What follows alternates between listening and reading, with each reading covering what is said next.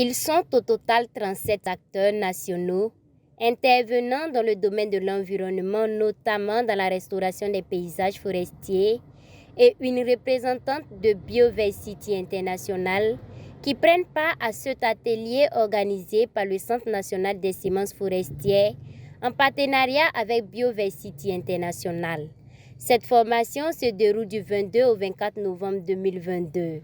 Elle a pour objectif de permettre à chaque acteur impliqué dans le domaine de la restauration des paysages forestiers de partager ses expériences et ses stratégies en matière de restauration des paysages forestiers afin de dégager des opportunités de renforcement des efforts existants, selon la directrice générale du Centre national des semences forestières. L'atelier d'aujourd'hui est une occasion pour ceux qui ont été conviés de partager leur expérience en matière de restauration des paysages forestiers au Burkina, mais aussi d'échanger sur leurs réussites et leurs échecs afin de tirer des leçons qui peuvent les aider à aller de l'avant. Afin de lutter donc contre la dégradation de l'environnement et parvenir à restaurer le couvert végétal, la contribution de tous est souhaitée. Alors, il faudrait que chaque acteur joue sa partition, selon le secrétaire général du ministère de l'Environnement. Pour lui, vu l'état de dégradation des forêts au Burkina, il faut que chaque Burkinabé donne du sien dans la restauration et la protection en plantant des espèces utilitaires et en adoptant de bonnes pratiques de gestion. Cet atelier vient donc à point nommé, d'autant plus qu'il va permettre aux différents participants de partager leurs expériences et de faire des recommandations en vue d'atteindre l'objectif fixé par le Burkina qui est de révertir 5 millions d'hectares d'ici à 2030. Il est très important pour nous en tant qu'humains, notamment dans le cadre de nos activités anthropiques, de travailler à préserver et à conserver notre environnement. Et surtout, dans le cas particulier qui nous réunit aujourd'hui, la plantation, les espèces, tout ce qui est comme forêt. C'est très important parce que vous savez que la nature est dans un équilibre aujourd'hui qui est très fragile. Et cet équilibre, il ne faut pas la briser énormément.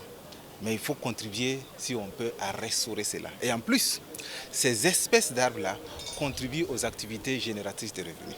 Donc il est très important, vu l'état actuel de dégradation de nos forêts, de nos espèces d'arbres, de contribuer et de réfléchir d'abord comment freiner cela en adoptant de bonnes pratiques, mais aussi comment restaurer ce qui est déjà détruit en partie et énormément en partie lié à nos activités anthropiques, à notre comportement.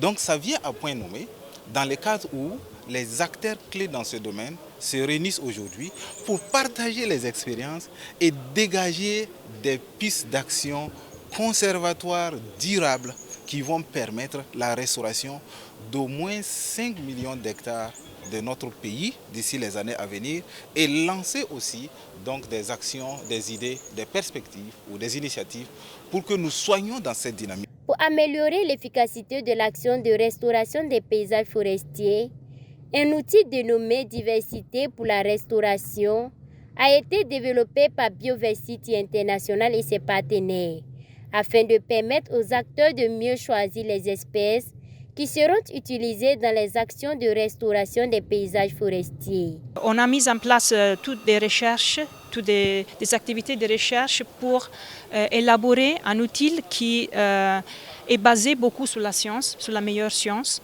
Et il faut l'adapter à les conditions locales. Donc, dans le Burkina, on a beaucoup de liens avec les organisations qui font de la restauration, en particulier le Centre national forestier. Et on a pensé de faire un test pilote ici avec les organisations sur le terrain de l'outil qu'on a développé. Notons que 30 pays africains, dont le Burkina, se sont engagés à relever le défi de la restauration des paysages forestiers. D'où la thématique centrale de la formation, qui s'articule sur l'importance de la sélection appropriée des espèces d'arbres et des sources matérielles de plantation. Cette initiative de restauration des paysages forestiers est soutenue par l'Union africaine qui contribue à la réalisation des objectifs nationaux en matière de développement durable avec pour objectif global de contribuer à restaurer 100 millions d'hectares de terres dégradées en Afrique d'ici à 2030.